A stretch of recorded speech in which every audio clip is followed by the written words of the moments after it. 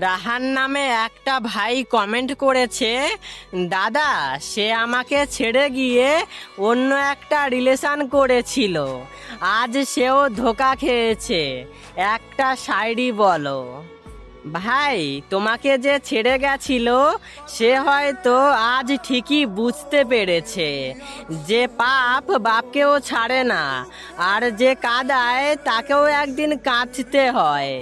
যাই হোক, শায়রি শোনো। তুমি ছেড়ে যাওয়াতে হাহাকার করে কেঁদেছিলাম, তুমি সবই বুঝতে পেরেছিলে, তবুও থেকে যাওনি।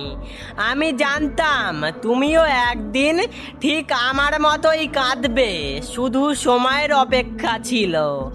না, আমি তোমায় কোনো অভিশাপ দেইনি। কোথায় আছে মানুষ বেইমানি করতে পারে, কিন্তু নিয়তি কখনো বেইমানি করে না। হ্যাঁ, নিয়তি তোমার পাপের শাস্তি দিয়েছে।